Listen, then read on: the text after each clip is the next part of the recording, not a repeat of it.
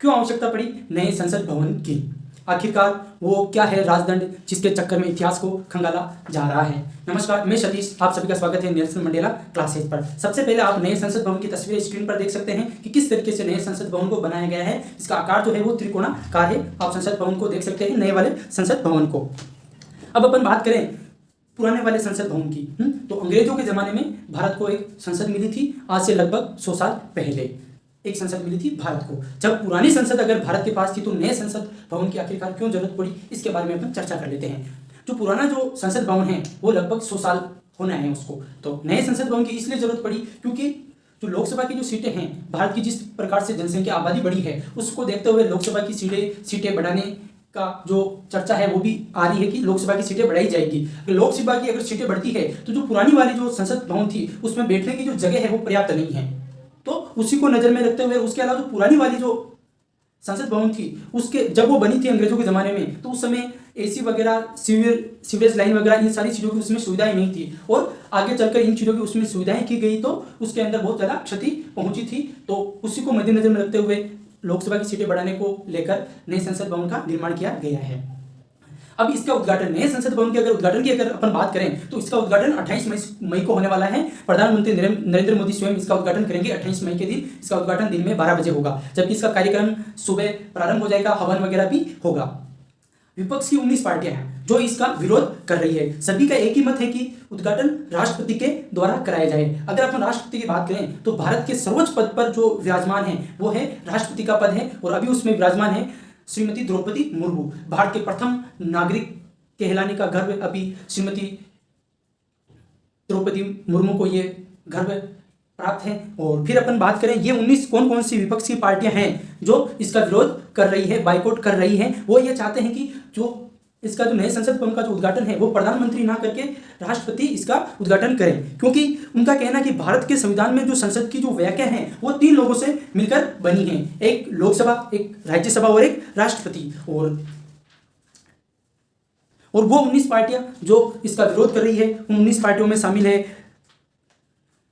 Congress, Trinamool Congress, DMK, जनता Dal, Aam Aadmi Party, Rashtravadi Congress Party, Shiv Sena, Marxwadi Communist Party, Samajwadi Party, Rashtriya Janata Dal, Bharatiya Communist Party, Indian Union Muslim League, Jharkhand Mukti Morcha, National Conference, Kerala Congress, Revolutionary Socialist Party, VCK और MDMK और राष्ट्रीय लोकदल। ये 19 पार्टियां हैं जो इसका विरोध कर रही हैं। फिर इसी के बीच में जो गृह मंत्री है अमित शाह, उन्होंने प्रेस कॉन्फ्रेंस में कहा है कि नए संसद भवन में का जो उद्घाटन है वो प्रधानमंत्री जी करेंगे। और उनका कहना है कि इसके जो निर्माण कार्य के अंदर लगभग 60,000 श्रम योगियों ने रिकॉर्ड समय में बनाया है। लगभग 2 साल के अंदर इसका रिकॉर्ड समय तय किया गया था और उसी के अंदर इन्होंने बनाकर तैयार कर दिया है। और प्रधानमंत्री उन सभी 60,000 श्रम योगियों का भी सम्मान करने वाले हैं, इसीलिए प्रधानमंत्री जी इसका उद्घाटन करेंगे। और उन्होंने ये भी कहा कि हमने विपक्ष को भी इसके लिए आमंत्रित किया है और विपक्ष इसको राजनीति से ना जोड़े और वो भी इसके अंदर शामिल है। हमने सभी को आमंत्रित भी किया है। फिर बाद में अपन बात करते हैं वो एक पत्र जिसके अंदर अपन ये पत्र देखिए आप स्क्रीन के ऊपर, जिसके अंदर दूसरी पार्टियों को आमंत्रित किया गया है। देखिए आप, महासचिव लोकसभा श्री नरेंद्र मोदी प्रधानमंत्री के कर कमलों द्वारा संसद के नव निर्मित भवन के लोकार्पण के अवसर पर, तो ये वो पत्र है जिससे सभी को इन्वाइट किया गया है। और ये वो दल है, 19 जो दल थे मैंने बता दिए थे वो इसके अंदर शामिल नहीं होने वाले हैं। और जो ये 19 दल है जो शामिल नहीं होने वाले हैं, इनका यह भी कहना है कि अनुच्छेद 79 यानी अनुच्छेद आर्टिकल 79 के तहत कहा गया है कि संघ के लिए एक संसद होगी और जिसमें राष्ट्रपति और 2 सदन यानी लोकसभा और राज्यसभा भी इसमें शामिल होंगे। तो अब आप जो कांग्रेस पार्टी है उनके जो अध्यक्ष है श्री मल्लिकार्जुन खड़गे जी, उनका भी आप ट्वीट देख सकते हैं कि उन्होंने क्या कहा है।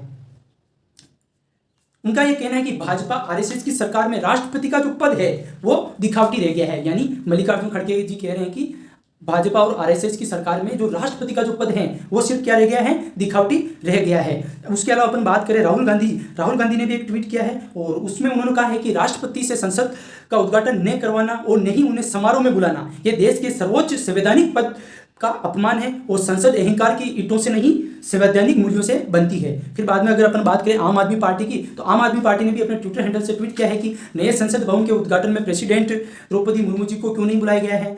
देश की न्यू पार्लियामेंट का उद्घाटन है और पूरे राष्ट्र के लिए उत्सव जैसा समय है। बीजेपी वाले 100 तर्क दे रहे हैं लेकिन राष्ट्रपति को नहीं बुला रहे हैं। और उन्होंने ये भी साथ में लिखा है कि शिलान्यास के समय भी राष्ट्रपति रामनाथ कोविंद जी को जो दलित समाज से आते हैं उनको नहीं बुलाया गया है। ये आम आदमी पार्टी ने अपने ट्विटर हैंडल से ट्वीट किया है। और जबकि कई दलों के अलावा जैसे 19 दल है जो इसमें शामिल नहीं होंगे, जबकि कई दल ऐसे हैं जो इसमें शामिल होने वाले हैं। वो कौन से दल है जो इसमें शामिल होंगे? Biju Janata Dal, Bahujan Samajwadi Party, TDP, YSR Congress, AIADMK और अकाली दल इसमें शामिल होने वाले हैं। अब अपन बात करते हैं नए संसद भवन की। इसकी जो आकृति है वो त्रिकोणाकार है और ये राजपथ यानी ये जो नया जो संसद भवन है इसकी आकृति त्रिकोणाकार है और ये जो सेंट्रल विस्टा प्रोजेक्ट के तहत इसका निर्माण किया गया है। और जो नई जो संसद है ये प्रधानमंत्री नरेंद्र मोदी जी की का ड्रीम प्रोजेक्ट है। जो नया संसद भवन है वो प्रधानमंत्री का ड्रीम प्रोजेक्ट है। इसका जो निर्माण है वो जनवरी 2021 से शुरू हुआ था और इसे लगभग 28 महीनों के अंदर इसका निर्माण जो है वो पूर्ण हो गया है। फिर इसकी बात करें अपन 28 मई के दिन इसका उद्घाटन होने वाला है और इसके इनॉग्रेशन के दिन ही संसद भवन में स्पीकर यानी जो लोकसभा जो अध्यक्ष रहेंगे उनकी कुर्सी के बगल में ही सेंगोल रखा जाएगा यानी राजदंड को रखा जाएगा और ये सत्ता हस्तांतरण का प्रतीक है। और सेंगोल क्या है कि इसके बारे में थोड़ी सी चर्चा कर लेते हैं, इसके लिए अलग से वीडियो भी मैं बनाऊंगा। सेंगोल भारत जब आज़ाद हुआ था 15 अगस्त 1947 को, तो उस समय के जो अंतिम जो वायसराय थे वो थे माउंटबेटन। तो माउंटबेटन ने सोचा कि हम इनको अगर आज़ादी दे रहे हैं तो सिर्फ एक हाथ मिलाकर या हाथ जोड़कर या उनको आज़ादी देना है या फिर कुछ ऐसा दिया जाए कि मतलब उनको भी लगे कि हाँ लीजिए ये आप ये लीजिए, आज से आप आज़ाद हैं। तो उन्होंने पंडित नेहरू को बुलाया और पंडित नेहरू जी से बात करके फिर पंडित नेहरू जी उस समय के स्वतंत्रता सेनानी सी राजगोपालाचारी जी के पास गए और सी राजगोपालाचारी जी से बात करी इस बारे में। और राजगोपालाचारी जी ने इतिहास को खंगाला और उन्होंने तमिलनाडु के वहाँ पर एक किसी जगह से एक जो सिंबल है इसके बारे में बताया और इसके बारे में फिर उन्होंने बात करी पंडित नेहरू से। इसके बारे में अलग से मैं वीडियो डाल दूंगा, वो आप देख सकते हैं। 862 करोड़ की लागत से बना संसद भवन का निर्माण कार्य जो है वो पूर्ण हो चुका है। और इसके आर्किटेक्ट की बात करें तो इसके आर्किटेक्ट है विमल पटेल हैं और 12 जुलाई 2022 को संसद भवन में एक अशोक स्तंभ का अनावरण भी प्रधानमंत्री नरेंद्र मोदी ने किया था। और नए संसद भवन की क्या खासियत है ये अपन बात कर लेते हैं। नए संसद भवन में जो अभी की जो लोकसभा है उसमें 590 लोगों की सीटिंग कैपेसिटी है और नई लोकसभा के अंदर 885 सीटें हैं और विजिटर्स गैलरी के अंदर 336 से ज़्यादा लोगों के बैठने का इंतजाम है। और अभी राज्यसभा में 280 की सीटिंग कैपेसिटी है और नई राज्यसभा के अंदर 384 सीटें हैं और विजिटर्स गैलरी के अंदर 336 से ज़्यादा लोग बैठ सकेंगे। लोकसभा में इतनी जगह होगी कि दोनों सदनों के ज्वाइंट सेशन के वक्त लोकसभा में ही 1272 से ज़्यादा सांसद साथ में बैठ सकेंगे। फिर बाद में संसद के हर अहम कामकाज के लिए अलग अलग ऑफिसर्स हैं और ऑफिसर्स और कर्मचारियों के लिए भी हाईटेक ऑफिस की सुविधा भी की गई है। कैफे और डाइनिंग एरिया भी हाईटेक और इक्विपमेंट लगाए गए हैं और कॉमन रूम्स, महिलाओं के लिए लाउंज और वीआईपी लाउंज की भी व्यवस्था इसमें की गई है।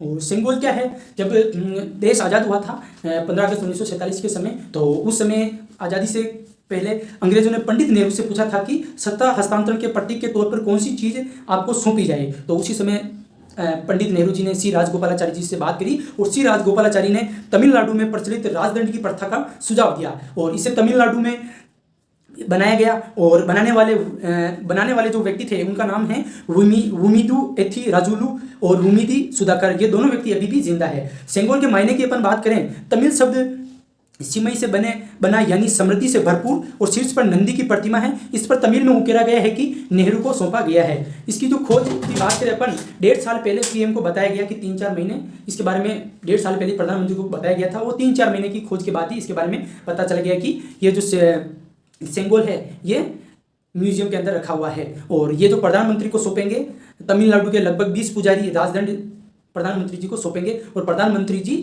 इसको जो नई संसद भवन है उसके अंदर लोकसभा के अंदर जो लोकसभा स्पीकर जहाँ पर बैठेंगे ओम बिरला जी, उन्हीं के समीप इसको लगाया जाएगा। और सत्ता ये जो सेंगोल इसकी अपन बात करें, इसका जो वजन है वो लगभग 800 ग्राम है और ये गोल्ड प्लेटेड है और अंदर जो है ये चांदी से निर्मित है जबकि ऊपर गोल्ड की परत है।